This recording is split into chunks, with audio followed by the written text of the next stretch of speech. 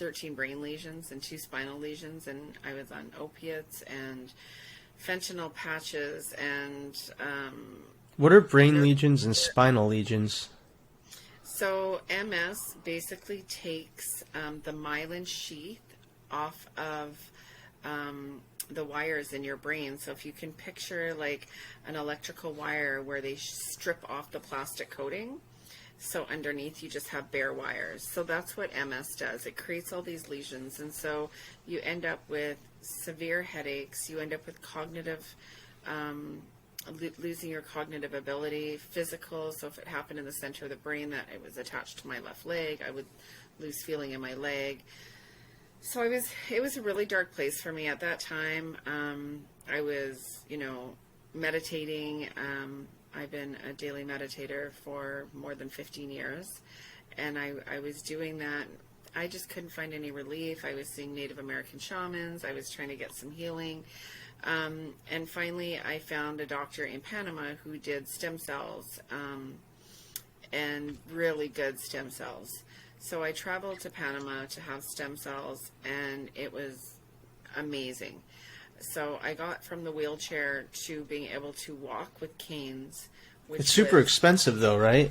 Stem cells? $40,000 each round. Yeah. Wow. It was super expensive. We had to get a personal loan, and but it got me ambulating, which was my freedom.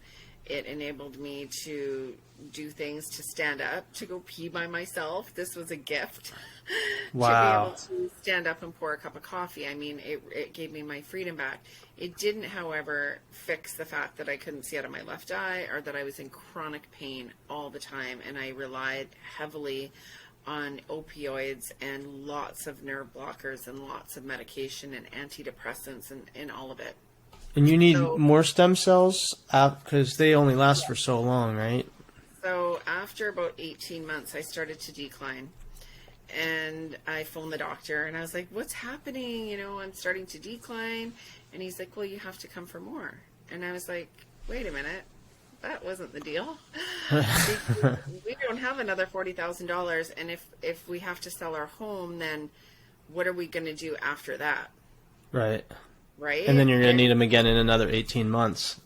And we're going to run out, and then I'm going to be right back where I am anyways. So I really didn't see the point in doing that again, because I knew that it was only going to last 18 months. He said, the second round could last longer, and it just wasn't a risk that I was willing to put my family through. I wanted my little girl to have a home. So while I was still able to ambulate with cane and function, I decided that we would take our family on a trip to Costa Rica. So we came for a couple of weeks, and we toured around. And while we were here, I was looking for a meditation group, and I came across the word ayahuasca. So I just started investigating, and the results were staggering. As a nurse, I started just investigating physical healings because I thought I was all good spiritually, which is really funny. But I was studying physical healing, and I found a lot of results, and I was convinced that this would be my last shot. And I was convinced that this was going to heal me. There was no room for doubt. I did not have any room for doubt. I was going all in. You've done some research, and you set an intention, essentially, is what you're saying. I was just doing it. Like, I was healing from this. There was no options. I was not meant to be declining. What I didn't know is I had to come off all of the medications that I was on. Oh, shit. So that was a lot. I was coming off opiates and SSRIs, and I came off everything cold turkey. Do not ever do that. I don't advise it. You can have seizures and all kinds of bad stuff. It was really bad. Yeah. But being a nurse, I had full-time nursing care with me, so I felt completely safe. It was like I was in a hospital all the time. So I did that, and I got myself 2 ceremonies, and I went with canes, legally blind in my left eye, excruciating pain, 24/7. I was really wondering how the hell I was gonna make it. And I remember thinking at one point, I don't know, man, but I hope this drug will take away some of the pain. Like, I know it's like a psychedelic, but I wonder if it will also work as pain relief. That was my, maybe this is going to help.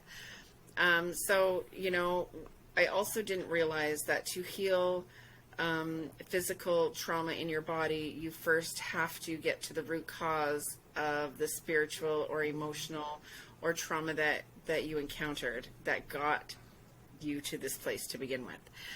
So the first 3 nights were extremely hard. After the first night, I'm like, I'm never doing this again. This is crazy. You guys are puking all over the place. Like, this is nuts. I'm still in pain. It was horrible. It was How many ceremonies was your first? 4. 4. I did 4. So after the first night, I didn't want to do it again. And then I found myself in the line and doing it again because I had made a commitment that I was going to do this. This was kind of my last shot. So I had some really challenging nights. And on the 4th morning, I found myself in the bathroom and asking for help. And, like, I couldn't find my cane. And I'm like, I don't know how to get back to my bed. I have no cane. And the helper was like, well, you walked. I'm like, well, what do you mean I walked? That doesn't make sense. Am I high? Right. I didn't know what was going on. And then I covered my right eye, and I'm like, oh my God, I can see. And then I was thinking, well, when this stuff wears off, maybe I'll be sick again, you know, like I wasn't sure. And then I had this moment that I just knew I couldn't wait for the other shoe to drop.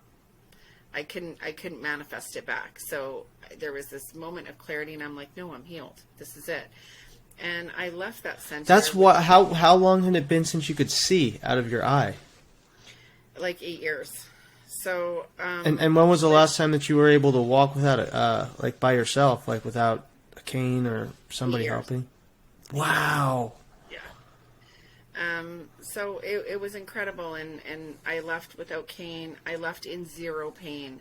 I have never been in pain since I left that day. And it was incredible. And with that, I also got a host of, this is now what you're going to do. I know now that the reason I had that healing was so that I could go out and give hope to the world, you know, that. And since that time, there's been so much research done on Parkinson's, MS, all kinds of autoimmune disease, Alzheimer's with ayahuasca. It's incredible. It is pure brain medicine. I've noticed that a lot of people in the United States, as they progress, it's something that's terrifying and rightly so to a lot of people. But Alzheimer's is another one that ayahuasca people seem to do really well with. Brains, like the dementia, forgetfulness, which is like MS is a brain thing, right? It's neurological. These neurological, I mean, they're really, I'm in 5 years, it's going to be incredible. The properties that they're finding in these medicines, you know, same with mushrooms. It's just incredible. Right. So, you know, I came back with a vision in my heart, and I walked in my house, and my family was in shock. My daughter, I hadn't been able to take public transit with her for obvious reasons. Getting on the bus was hard. Getting to the bus was hard. And I took a bus with my daughter to the mall for the first time. And so it's like little things, huh? We were going to miss the bus, and I'm running for the bus, and I'm out of breath because I haven't run in many years, and I'm crying, and all I can think is, oh my God, I'm so grateful to be tired. Right. Wow. So grateful that I'm out of breath from running. Are you kidding? That's amazing. And, so I got home, and I said to my husband, like, we need to move to Costa Rica, and he's like, let's go. So we rented out our house, put everything in storage, and came for 3 months, and it's been almost 4 years.